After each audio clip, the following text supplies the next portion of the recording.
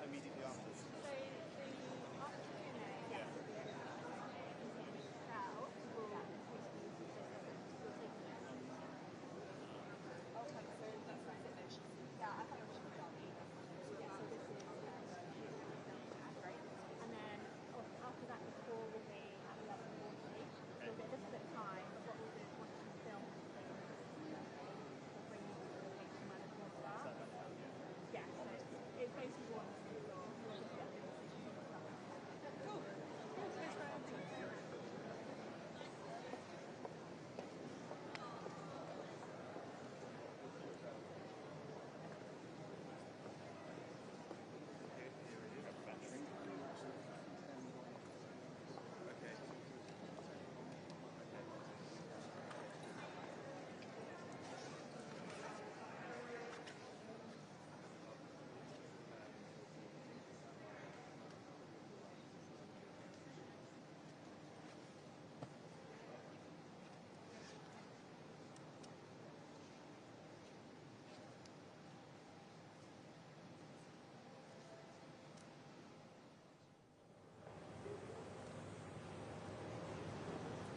Good morning, everyone, and welcome to the Siemens Healthineers Magnet Factory. My name is Rada Trotabas. I'm the Managing Director of Siemens Healthineers here in the UK and Ireland.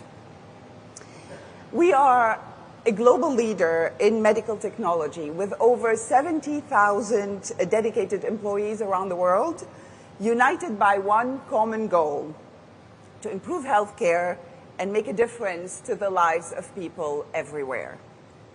For over 40 years, this site here in Ensham has been at the heart of our mission, designing and manufacturing MRI superconducting magnets, which play an essential role in diagnostic imaging, helping healthcare professionals save lives and provide better care. But we are not stopping there. With a £250 million investment, we are building a state-of-the-art facility just down the road in Bicester. The facility is set to open in 2026, and this new facility will host over 1,000 skilled jobs here in the region and further reinforce our commitment to innovation. It is a great honor to welcome the Chancellor of the Exchequer, the Right Honourable Rachel Reeves, and her distinguished colleagues in government. The government's commitment to driving economic growth provides companies like ours with the confidence to continue investing in cutting-edge manufacturing right here in the UK. This visit not only demonstrates the government's commitment to backing international businesses, but also highlights the critical importance of partnership between government and industry to build a strong, thriving economy. So please join me in welcoming the Chancellor, Rachel Reeves.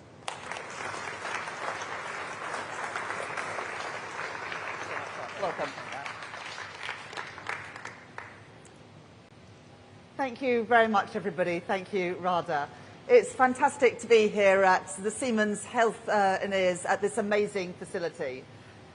Today, I want to talk about economic growth, why it matters, how we achieve it, and what we are going to do to go further and faster to deliver it.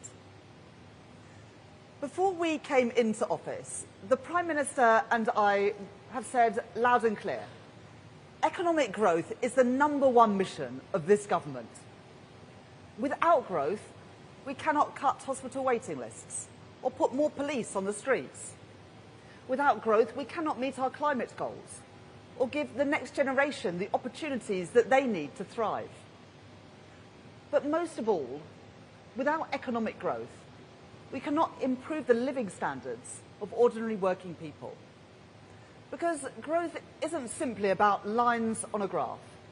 It's about the pounds in people's pockets, the vibrancy of our high streets, and the thriving businesses that create wealth, jobs, and new opportunities for us, for our children and grandchildren. We will have succeeded in our mission when working people are better off. I know that the cost of living crisis is still very real for many families across Britain.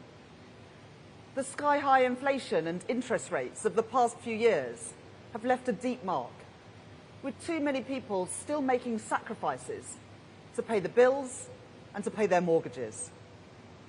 But we have begun to turn things around. Everything I see as I travel around the country gives me more belief in Britain and more optimism about our future. Because we as a country have huge potential. A country of strong communities, with small and local businesses at their heart.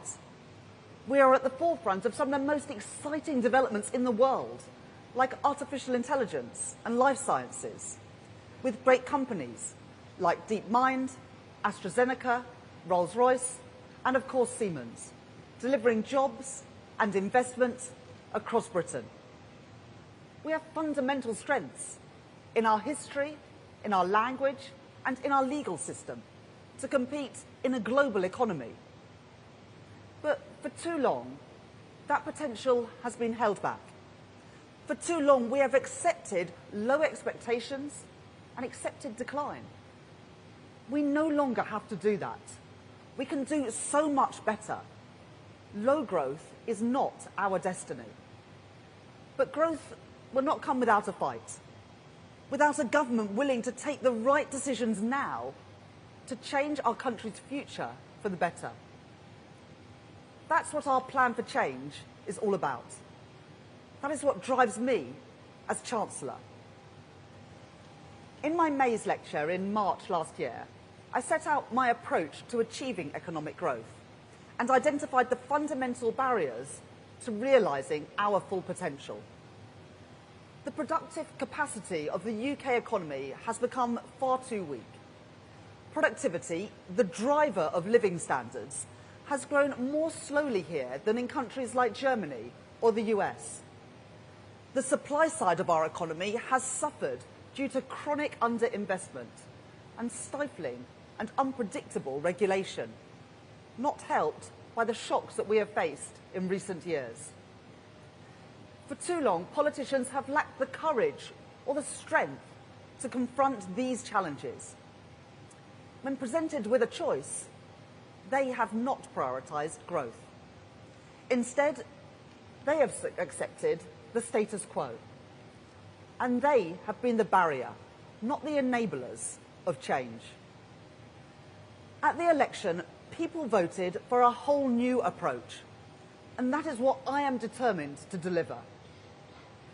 The strategy that I have consistently set out is to grow the supply side of our economy, recognising that first and foremost, it is businesses, investors and entrepreneurs who drive economic growth.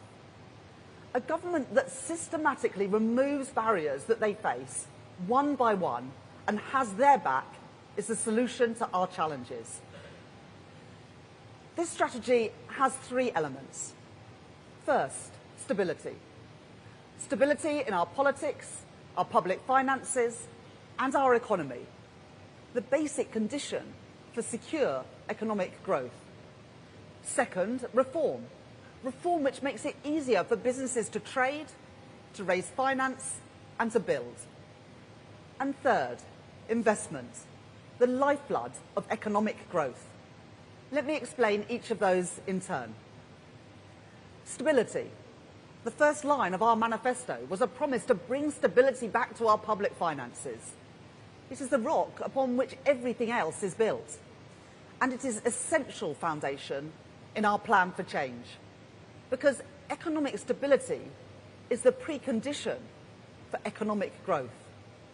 That's why the first piece of legislation that we passed as a government was the Budget Responsibility Act.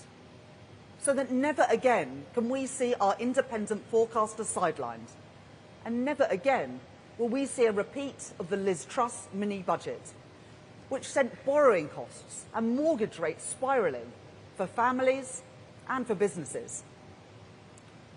At my first budget in October, it was my duty as Chancellor to fix the foundations of our economy and repair the public finances that we inherited, to restore stability and create the conditions for growth and investment. I set out new fiscal rules, which are non-negotiable and will always be met. We began to rebuild our NHS and our schools, the start of a programme of public service reform. I capped the rate of corporation tax, and I extended our generous capital allowances for the duration of this Parliament, as the CBI and the BCC have called for. And I protected working people after a cost of living crisis by freezing fuel duty with no increases in their national insurance, income tax or VAT.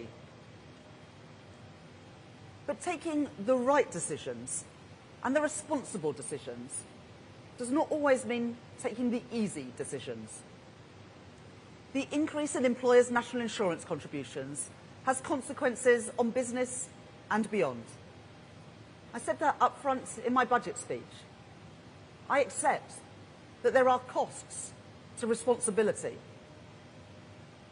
But the costs of irresponsibility would have been far higher. Those who oppose my budget know that too.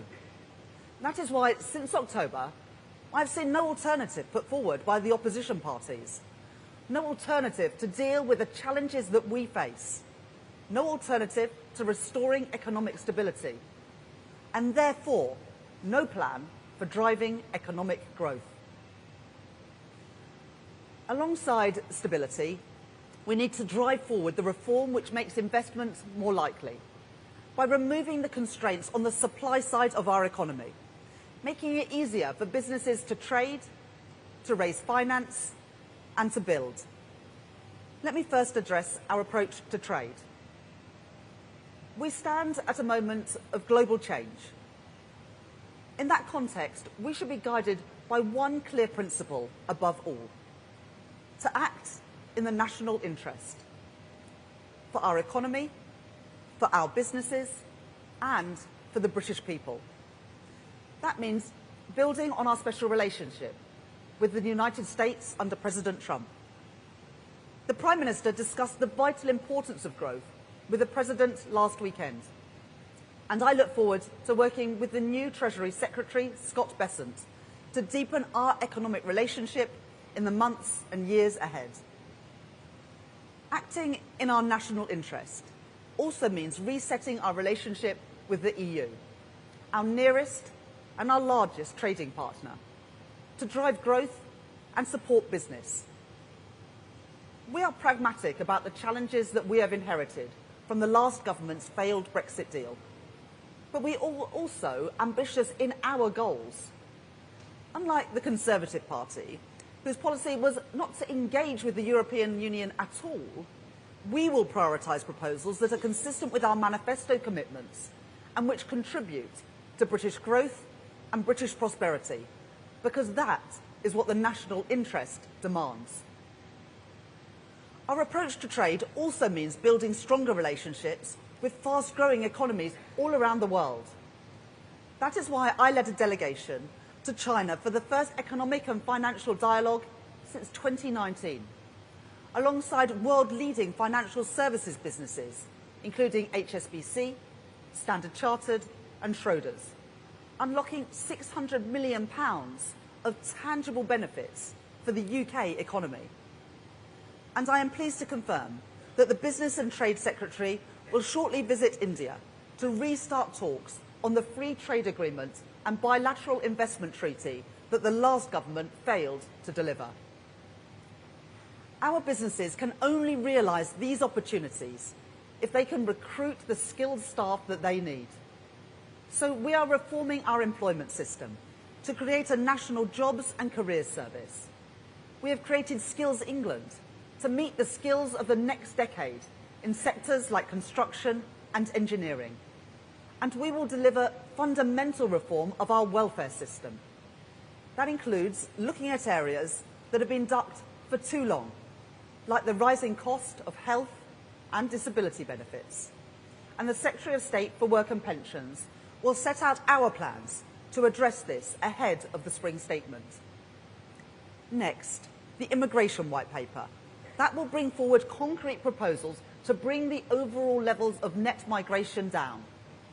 But we know that the UK is in an international competition for talent in vital growth sectors. That is why last week I set out plans for attracting global talent to Britain. We will look at the visa routes for very highly skilled people, so the best people in the world choose the UK to live, work and create wealth, bringing jobs and investment to Britain. To help businesses access the finance and support they need to grow, we have delivered significant reforms to provide greater flexibility for firms and founders to raise finance on UK capital markets by rewriting our listing rules. In my Mansion House speech, I announced a series of reforms to our pension system, including the creation of larger consolidated funds, which have much greater capacity to invest in high-growth British companies at the scale that we need them to. The consultation on these reforms is already complete, and the final report will be published in the spring. Yesterday, we confirmed that we have plans to go further, whilst always protecting the important role that pension funds play in the gilt market. We will introduce new flexibilities for well-funded defined benefit schemes to release surplus funds where it is safe to do so, generating even more investment into some of our fastest growing industries. I know too that businesses are held back by a complex and unpredictable regulatory system, and that is a drag on investment and innovation. We have already provided new growth-focused remits to our financial service regulators. We have announced a new interim chair of the Competition and Markets Authority, and we have established the Regulatory Innovation Office with an initial focus on synthetic biology, space, AI, and connected and autonomous vehicles. But we need to go further, and we need to go faster. So earlier this month, I met the heads of some of our largest regulators. They have already provided a range of options to drive growth in their sectors and proposals for how they can be more agile and responsive to businesses. And we will publish that final action plan in March to make regulation work much better for our economy. To get Britain building again, we have delivered the most significant reforms to our planning system in a generation. I have been genuinely shocked about how slow our planning system is, by how long it takes to get things done. Take the decision to build a solar farm in Cambridgeshire, a decision that the Energy Secretary took only a few weeks into the job in July, but which had first come to government's attention in 2021. It's ridiculous. The Deputy Prime Minister now has already driven significant progress across government in addressing these issues. My colleagues have determined 30 major planning decisions in just 6 months, including for airports, data centres and major housing developments. We have significantly raised housing targets across the country and made them mandatory so that we can build 1.5 million homes in this Parliament. We have reformed decade-old green belt policies, making it easier to build on the grey belt land around our major cities. And we have opened up our planning system to build new infrastructure, like onshore wind farms or data centres driving the AI revolution. Having listened closely to calls from business groups, like the Institute of Directors and businesses across our economy about the need to speed up infrastructure delivery, including Mace, Skanska and Arup, who are here today, and members of our British Infrastructure Task Force, like Lloyds, BlackRock and Phoenix, we have now set out plans to go even further. Last week, we confirmed our priorities for the Planning and Infrastructure Bill, to rapidly streamline the process for determining applications, to make the consultation process far less burdensome, and to fundamentally reform our approach to environmental regulation. The problems in our economy, the lack of bold reform that we have seen over decades, can be summed up by a £100 million bat tunnel built for HS2. The type of decision that has made delivering major infrastructure in our country far too expensive and far too slow. So we are reducing the environmental requirements placed on developers when they pay into a nature restoration fund that we have created, so they can focus on getting things built and stop worrying about the bats and the newts. And to build our new infrastructure, like nuclear power plants, train lines and wind farms more quickly, we are changing the rules to stop blockers getting in the way of development through excessive use of judicial review. This bill, the Planning and Infrastructure Bill, is a priority for this government. It will be introduced in the spring, and we will work tirelessly in Parliament to ensure its smooth, speedy and rapid delivery. By providing a foundation of economic stability and by delivering the reforms needed to make it easier for businesses to succeed and grow, we will create the right conditions to increase investment in our economy, the final key element of our strategy. Investment and innovation go hand in hand. I want to see the sounds and the sights of the future arriving, delivered by amazing businesses like Wave and Oxford Nanopore. They are the future, and Britain should be the best place in the world to be an entrepreneur. That is why we protected funding for research and development, and it is why one of the first decisions that I made as Chancellor was to extend the Enterprise Investment Scheme and the Venture Capital Trust schemes for a further 10 years to get more investment into new companies, driving their innovation and growth. I am determined to make Britain the best place in the world to invest. That was my message in Davos last week. That ambition demands action. The International Investment Summit that we hosted in October delivered £63 billion of investment right across our country. From Iberdrola, doubling its investment in clean energy in places like Suffolk. Blackstone investing £10 billion in a data centre in Northumberland. And Erin Holdings investing £1 billion in advanced manufacturing in North Wales. While the lifeblood of growth is business investment, a strategic state has a crucial role to play. That is why we established the National Wealth Fund, to create that partnership between business, private investors and government to invest in the industries of the future, like clean energy. Today I can announce 2 further investments by the National Wealth Fund. First, a £65 million investment for Connected Curb to expand their electric vehicle charging network across the UK. And second, a £28 million equity investment in Cornish Metals, providing the raw materials to be used in solar panels, wind turbines and electric vehicles, supporting growth and jobs in the southwest of England. There is no trade-off between economic growth and net zero. Quite the opposite. Net zero is the industrial opportunity of the 21st century, and Britain must lead the way. That is why we will publish a refreshed carbon budget delivery plan later this year, which alongside the spending review will set out our plans to deliver Carbon Budget 6. Today, I can also announce that we are removing barriers to deliver 16 gigawatts of offshore wind by designating new marine protected areas to enable the development of this technology in areas like East Anglia and Yorkshire, crowding in up to £30 billion of investment in homegrown clean power. And there's more.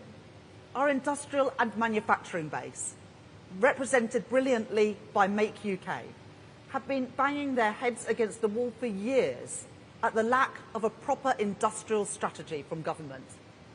That is why we have launched our modern industrial strategy to drive investment into the industries that will define our success in the years ahead. We have already provided funding to unlock investment in sectors like aerospace, automotives and life sciences. And we have set out reforms to boost financial services, the AI sector and our brilliant creative industries. We are not wasting any time, and we will move forward with the next steps of the industrial strategy ahead of its publication in the spring. We will work with the private sector to deliver the infrastructure that our country desperately needs. This includes the Lower Thames Crossing, which will improve connectivity at Dover, Felixstowe and Harwich, alleviating severe congestion as goods destined to export come from the north and the Midlands and across the country to markets overseas. To drive growth and to deliver value for money for taxpayers, we are exploring options to privately finance this important project. And we have changed course on public investment too, with a new investment rule to ensure that we don't just count the costs of investment, we count the benefits too. We are now investing 2.6% of GDP on average over the next 5 years, compared to 1.9% planned by the previous government, delivering an additional £100 billion of growth-enhancing capital spending, which catalyses private sector investment in more housing, better transport links and clean energy. These are significant steps in just 6 months, and we are seeing some encouraging signs in the British economy. The IMF have upgraded our growth prospects for 2025, the only G7 country outside the US to see this happen. This gives us the fastest growth of any major European economy this year. And a global survey of CEOs by PwC has shown that Britain is now the second most attractive country in the world for businesses looking to invest. The first time that the UK has been in that position for 28 years. This is all welcome news, but there is still more that we can and we will do. I am not satisfied with the position that we are in. While we have huge amounts of potential, the structural problems in our economy run deep, and the low growth of the last 14 years cannot just be turned around overnight.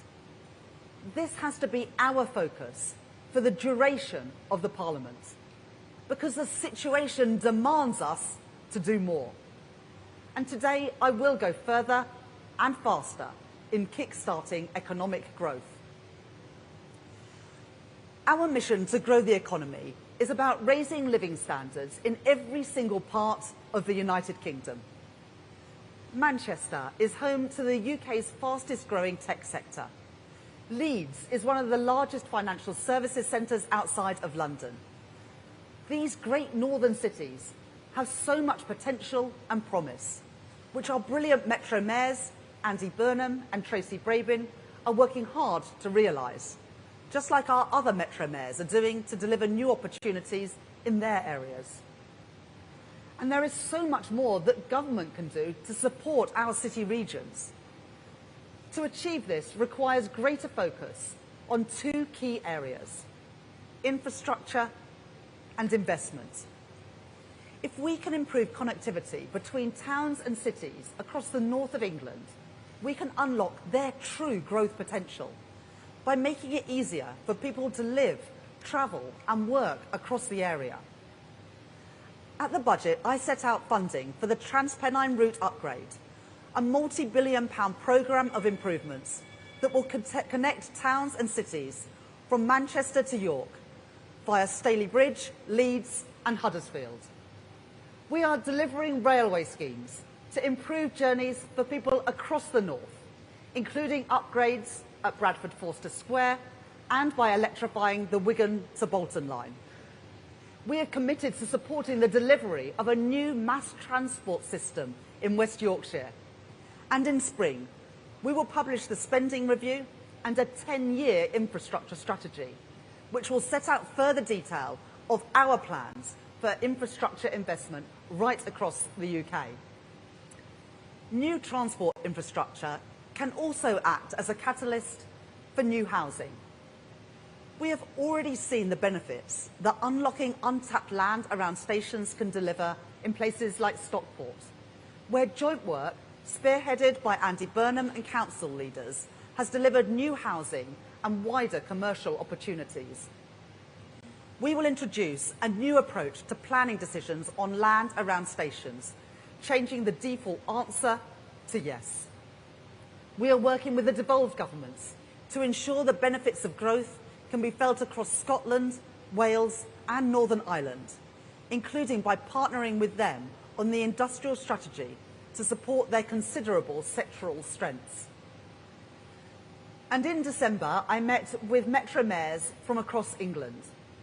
They told me that more opportunities for investment are vital if their local economies are to grow in the years ahead. We are listening closely to them. As the Metro Mayor of Liverpool, Steve Rotherham, has called for, we will review the Green Book and how it is being used to provide objective, transparent advice on public investment across the country, including outside London and the South East. This means that investment in all regions is given a fair hearing by the Treasury that I lead.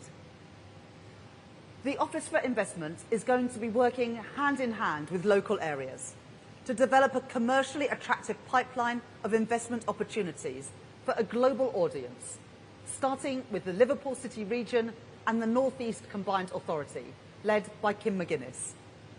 The National Wealth Fund is establishing strategic partnerships to provide deeper, more focused support for city regions, starting in Glasgow, West Yorkshire, the West Midlands and Greater Manchester.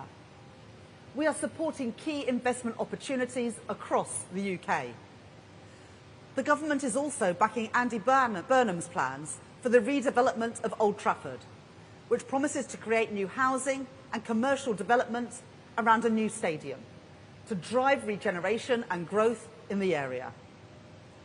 We are moving forward with the Wrexham and Flintshire Investment Zone, focusing on the area's strengths in advanced manufacturing, backed by major businesses like Airbus and JCB, to leverage £1 billion of private investment in the next 10 years, creating up to 6,000 jobs. The last government stood by as Doncaster Sheffield Airport was closed by its owner, despite the overwhelming support for it to stay open. It now sits idle, despite the potential to drive jobs and growth across the north.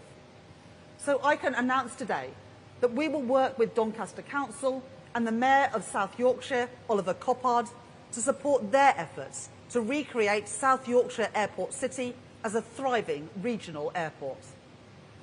And finally, I am pleased to announce a partnership between Prologis and Manchester Airport Group in the East Midlands, where the Metro Mayor, Claire Ward, is doing an excellent job growing the local economy there.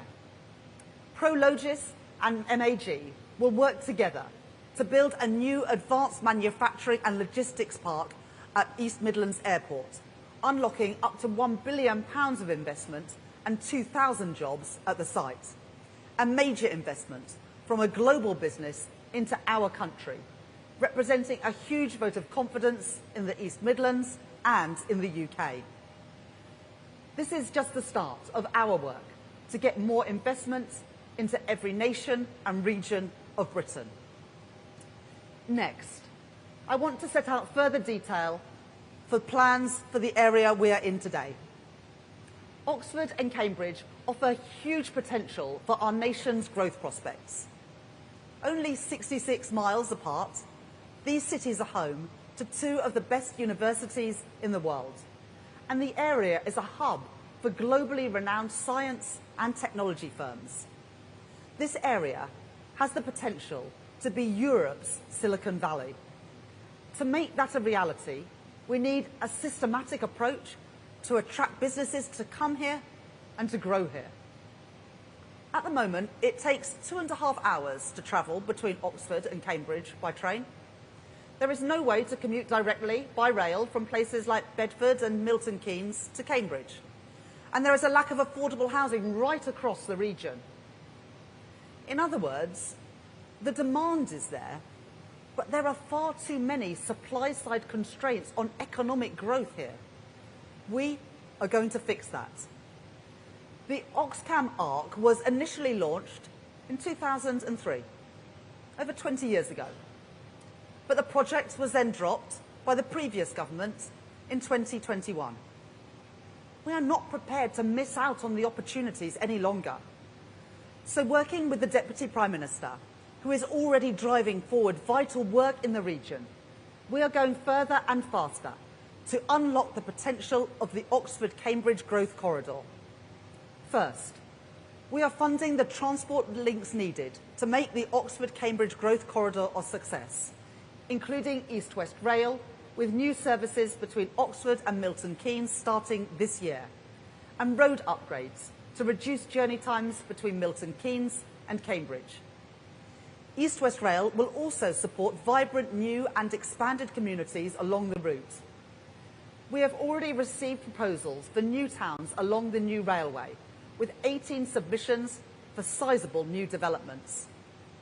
At Tempsford, the nexus of the East Coast Main Line, the A1 and East-West Rail, we will move quicker to deliver a mainline station, meaning journey times to London of under an hour and to Cambridge in under 30 minutes when East-West Rail is operational.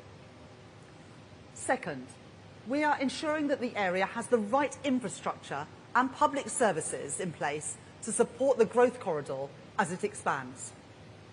A new Cambridge Cancer Research Hospital is being prioritised for investments as part of Wave 1 of the new hospital programme. Water infrastructure has also been a major hindrance to development in the region. We have now agreed water resources management plans, unlocking £7.9 billion of investment in the next 5 years, including plans for the new Fens Reservoir serving Cambridge and the South East Strategic Reservoir near Oxford. And I can confirm today that the Environment Agency have now lifted their objections to new development in Cambridge following this government's intervention to address water scarcity, which means 4,500 additional homes, new schools, new office, retail and laboratory space can be built. Third, I am delighted that Cambridge University have come forward with plans for a new flagship innovation hub at the centre of Cambridge to attract global investment and foster a community that catalyses innovation, as other cities around the world like Boston and Paris have done.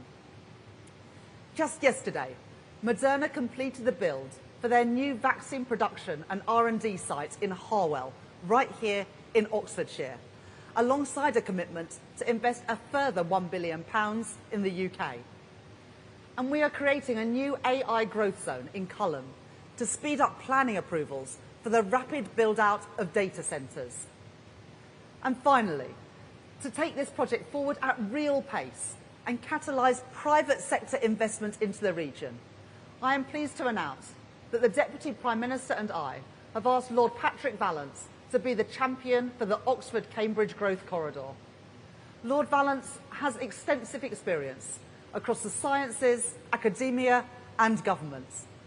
He will work with local leaders and with the Housing and Planning Minister to deliver this exciting project, including with Peter Freeman, who is already doing excellent work in Cambridge, and a new growth commission for Oxford, which will help to accelerate growth in the city and its surrounding area. This is the government's modern industrial strategy in action, with central government, local leaders and businesses working together. The Oxford-Cambridge Growth Corridor could add up to £78 billion to the UK economy by 2035, driving investment, innovation and economic growth. Finally, I come to the decision that perhaps more than any other has been delayed, has been avoided, has been ducked. The question of whether to give Heathrow, our only hub airport, a third runway has run on for decades. The last full-length runway in Britain was built in the 1940s. No progress in 80 years. Why is this so damaging? It's because Heathrow is at the heart of the UK's openness as a country. It connects us to emerging markets all over the world, opening up new opportunities for growth. Around 3/4 of all long-haul flights in the UK go from Heathrow.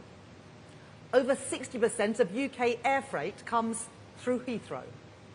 And about 15 million business travellers used Heathrow in 2023. But for decades, its growth has been constrained. Successive studies have shown that this really matters for our economy. According to the most recent study from Frontier Economics, a third runway could increase potential GDP by 0.43% by 2050. Over half, 60% of that boost, would go to areas outside of London and the South East, increasing trade opportunities for products like Scotch whisky and Scottish salmon, already two of the biggest British exports out of Heathrow. And a third runway could create over 100,000 jobs. For international investors, persistent delays have cast doubt about our seriousness towards improving our economic prospects. Business groups like the CBI, the Federation of Small Businesses, and the Chambers of Commerce right across the UK, as well as trade unions like GMB and Unite, are clear. A third runway is badly needed. In 2018, the previous government steered its airport's national policy statement through Parliament, but no action was taken. It simply sat on the shelf. We are taking a totally different approach to airport expansion. This government has already given its support to expansion at City Airport and at Stansted. And there are 2 live decisions on Luton and Gatwick which will be made by the Transport Secretary shortly. But as our only hub airport, Heathrow is in a unique position, and we cannot duck the decision any longer. I have always been clear that a third runway at Heathrow would unlock further growth, boost investment, increase exports, and make the UK more open and more connected. And now the case is stronger than ever, because our reforms to the economy, like speeding up the planning system and our plans to modernise UK airspace, means the delivery of this project is now set up for success. So I can confirm today that this government supports a third runway at Heathrow and is inviting proposals to be brought forward by the summer. We will then take forward a full assessment through the Airport National Policy Statement. This will ensure that the project is value for money, and our clear expectation is that any associated surface transport costs will be financed through private funding. And it will ensure that a third runway is delivered in line with our legal, environmental and climate objectives. Heathrow themselves are clear that their proposal for expansion will meet strict rules on noise, air quality and carbon emissions. And we are already making great strides in transitioning to cleaner and greener aviation. Sustainable aviation fuel reduces CO2 emissions compared to fossil fuel by around 70%. At the start of this month, the Sustainable Aviation Fuel Mandate became law. And today I can announce that we are investing £63 million into the Advanced Fuels Fund over the next year.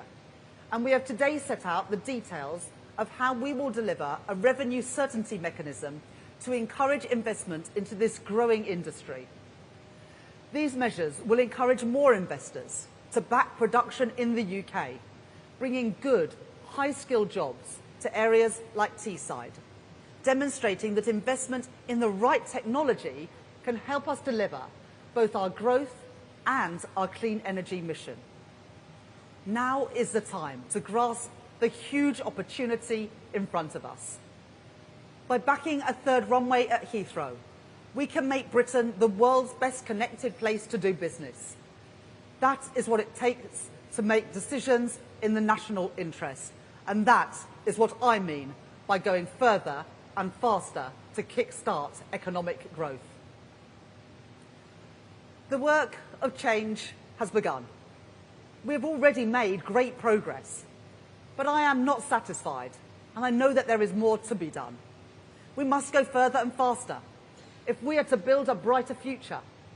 And the prize on offer if we do this is immense. The next generation with more opportunities than the last. An engineer in Teesside, working in some of the most exciting industries of the future, from carbon capture to sustainable aviation fuel. A scientist in Milton Keynes or Bedford commuting to Oxford or Cambridge, working in our life sciences industry to solve some of the most important medical challenges in the world. A small business owner in Scotland knowing that they can expand and export to new markets right across the world. Wealth created and wealth shared in every part of Britain. This is a government on the side of working people, taking the right decisions to secure their future, to secure our future, stepping up to the challenges that we face, ending the era of low expectations, putting Britain on a different path, delivering for the British people, and I am determined, this government is determined to do just that. Thank you.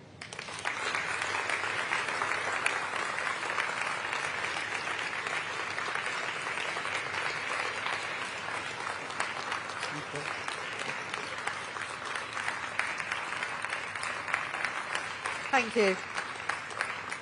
I'll now take a number of questions. I'll start with Chris Mason from the BBC. Thank you, Chancellor. Chris Mason, BBC News. The scars in our economy run deep. We've had the pandemic, we've had conflict, we've had the financial crisis, as I say, and also the colossal shift of economic heft towards China and the East. What do you say to those who might say, is this anywhere near enough? When will we see cranes in the sky? And what happens if it doesn't work? Thank you. Well, we need to go further and faster, and the speech and the announcements that I set out today, whether it is the regional investment in places like Manchester or Leeds or Teesside, whether it is the Oxcam Arc growth corridor, which could be Europe's Silicon Valley, or indeed making Britain better connected with the third runway at Heathrow, shows that this is a government with ambition that is getting on and delivering. But one of the reasons why we need to expand Heathrow is that there are emerging markets and new cities around the world that we aren't connected to, because there aren't the slots at Heathrow or indeed any other airport to fly to. And similarly, the opportunities to export around the world only grow when other countries around the world grow their economies, and yet we don't have the opportunities to export there because we are constrained, our supply side capacity is constrained because there hasn't been enough investment in our ports and our airports for too long. So we are turning that around. We are systematically, one by one, removing the barriers that have held back our growth performance for too long. Because you take those shocks that you mentioned, well, those shocks have affected countries all around the world. But every time one of them comes along, it seems to affect the UK more. And the impact of it lasts longer.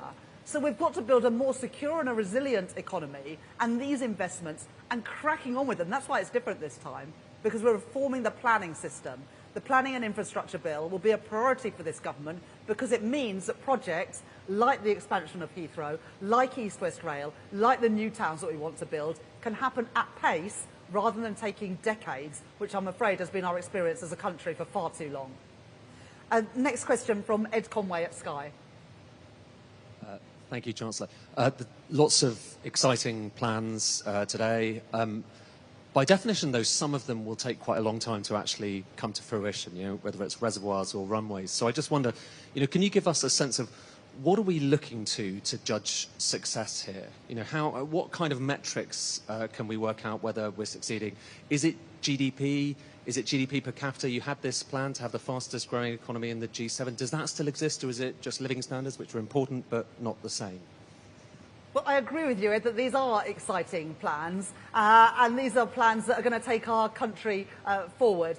We said when we set out the plan for change that we want living standards for working people to improve. That's what we want people to see and experience and feel in their own pockets by the time that this Parliament comes to an end. And that's why we are trying to crack on with things. There's no point in announcing a third runway at Heathrow if you've got the same planning system that we have now, because it will take decades and people won't feel the benefit. There's no point in saying we're going to build 1.5 million homes. It's just talk, unless you reform the planning system. So that's why, alongside the big announcements we're making today, we are making changes so we can actually get on and deliver these projects, not just talk about them. Next question from Andy Bell at Channel 5. Thank you very much. Andy Bell, Channel 5 News. Chancellor, as you know, there are a lot of people in business who say the biggest barrier to growth are the taxes that you put on business at the budget. So, can you offer the possibility of any tweaks to what you levied in terms of taxes on business back in your budget? And can you rule out any further taxation on business in this Parliament? Well, I explained in my speech today why I had to make the decisions that I made. And, you know, from the Conservatives, they want the extra money for public services, but they oppose any of the tax increases to fund it. They say they want the extra infrastructure, but they don't support the changes to the planning system to get things built. So I hear criticism of what we're doing, haven't heard any serious alternative. And when I became Chancellor, the first thing that I had to do was restore stability to our public finances. We know what happens when governments lose control of the public finances. We've experienced it in the last few years. And what happens is mortgage rates and interest rates go through the roof, costing families and business dearly. I will never play fast and loose with the public finances because it is ordinary people who pay the price. So I had to make some difficult decisions, but they were the right decisions in our national interest. And you can build no plan for growth that is not built on a rock of stability. We've returned stability to the economy, and that is why we can now grow it with confidence. But just listen to what businesses have said about our plans today. The CBI says that they are smart. There's other business people in this room who are backing the plans that we are setting out today. They can see that this is a government that is getting on with things, that is removing the barriers that have held back infrastructure investment and investment by businesses for far too long, and we are changing that. I'm not going to write 5 years' worth of budgets in the first 6 months of office, but that was a once-in-a-generation budget to fix the inheritance and to draw a line under the economic and fiscal mismanagement of the Conservatives. Next question from Chris Hope at GB News. Chris Hope, GB News, Chancellor. But will you commit now to cutting net migration, even if it damages economic growth, that trade-off there? And just quickly, millions are sending in their tax returns this week to HMRC. You're in charge of it. Will you publish your tax return? We will reduce net migration, but taking back control means having more of a say of who comes into this country. And that's why I announced in Davos last week that we're looking at visa routes for some of the most highly skilled and talented people, because I want them to see what I see in Britain, which is the best place in the world to start and grow a business. So we want to attract that talent. But absolutely, we've made that commitment to bring net migration down. Well, thank you for the reminder to everybody to get their tax returns. We will use that money wisely to invest in infrastructure and grow our economy. Chancellors and Prime Ministers haven't published their tax returns in the past, and I don't have any plans to do so. The next question is from Harriet Lyne at the Daily Mail. Thanks, Chancellor. Harriet Lyne, Daily Mail. Your own government thinks that the workers' rights package will cost the economy £5 billion. If you're serious about growth, why don't you just junk that? Well, for ordinary working people to have security over the number of hours they are working, what their wages are going to be from week to week, that they are not at the whim of their employer on things like fire and rehire, gives ordinary working people the confidence to go out and spend in the economy. There's loads of evidence that a secure workforce is a more confident, more productive workforce, and also more confident to spend in the economy. So I believe that a strong package of workers' rights and protections for people at work go hand in hand with a strong economy. But throughout the whole process of the Employment Rights Bill, Angela Rayner and Johnny Reynolds have worked closely with business to understand their concerns on things like the importance of having probation periods, for example, and the flexibility to take on workers during busy times, whether that's the holiday or Christmas. And the bill that we take through Parliament will reflect those concerns so that we get the balance right, supporting working people and supporting businesses. The next question is from Heather Stewart at The Guardian.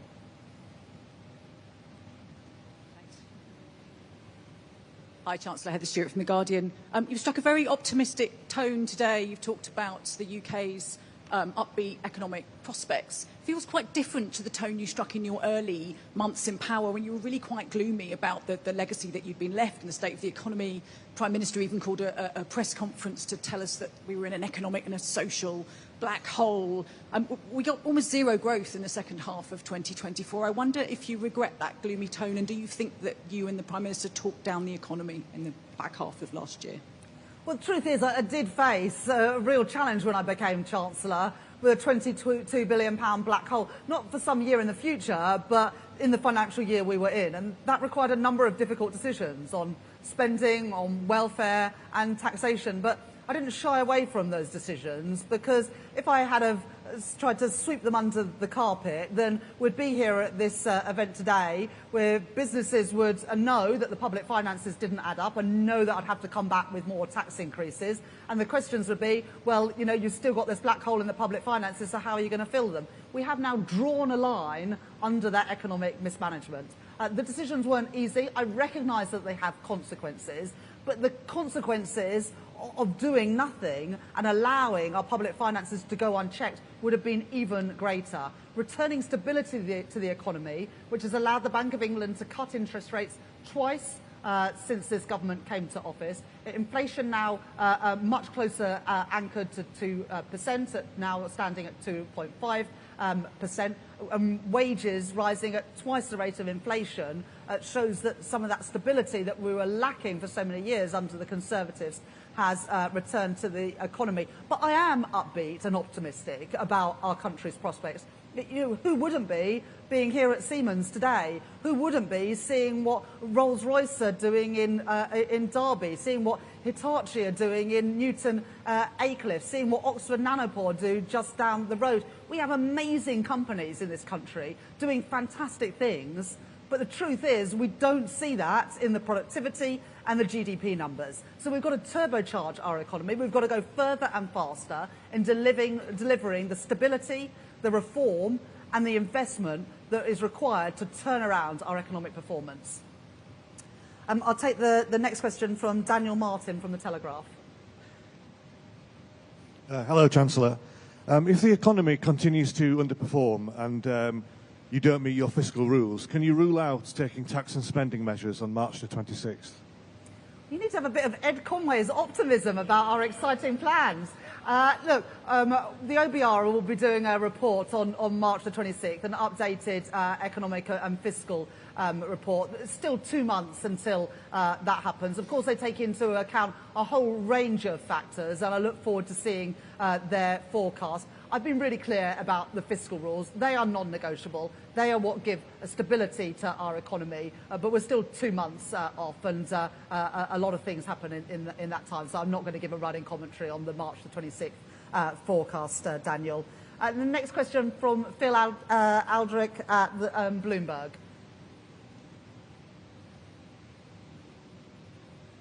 Thanks, Chancellor.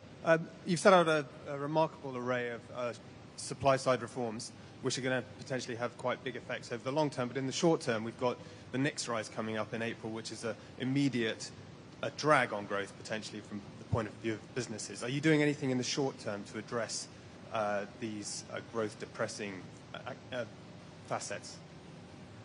Well, the whole point about the reforms we're making are about enabling people to do things more quickly. So the regulatory reforms that we're making to put growth in the remit of our regulators, the planning reforms to make it easier to build things. And I've said to Heathrow, I want them to come forward with plans by the summer, and we want to have a development consent order come forward by the end of this Parliament, and we hope to be able to grant it in this Parliament. So we're not waiting for years into the future. We want to do things now to turn around the performance, and we want to give businesses and investors confidence that this is a country to start doing things, to start making things in again, because we are reforming how our economy works to make it easier for them to build the energy infrastructure, the transport infrastructure, the housing infrastructure, and the data centres that we need. And a combination of our regulatory reforms and our planning reforms mean that we don't have to wait for decades into the future. We can crack on and do those things now. I've got a bit of extra time, so I'll take a few more questions. Yeah, lady there on the side. Hi, thanks, Chancellor. Jessica Frank-Hughes from City AM. We've heard from regulators who are concerned about this deregulatory drive and say the optics are bad for international investment. Do you think regulators are on board with your plans? And do you think intervening in independent regulation is good for Britain? Well, it's up to the government to set the framework, but I think that businesses probably know what is best for international investment and into the UK. And what businesses, big and small, say to me all the time that a combination of the huge array of regulations, the number of consultees that they have to consult, the judicial review process, but also the conflicting regulations and rules that you have from different regulators over the same entity or the same investment just creates confusion, and there's a lack of predictability in our regulators, which is bad for business and bad for our economy. So I won't apologise for wanting to reform how regulation works in Britain. If we're going to grow the economy, we need to reform the regulators too.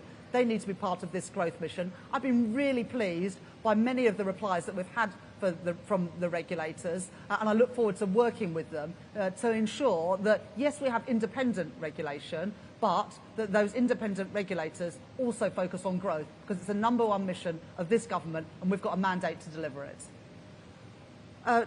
Take a question from the lady there. Thank you, Chancellor. Sophie Huskisson from The Mirror.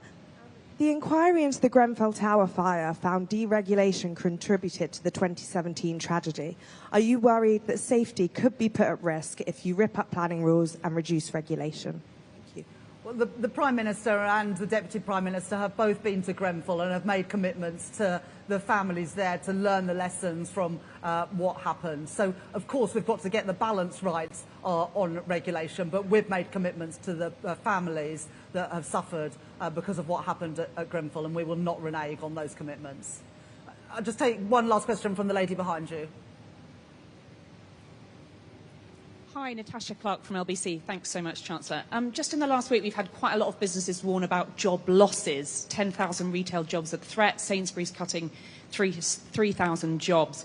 You're going for growth, but we are seeing quite a lot of businesses that are really, really worried about their future. Is this an encouraging sign for the British economy, or are you gaslighting British businesses? Thank you. Well, businesses will always make decisions about the number of staff they need to meet demand.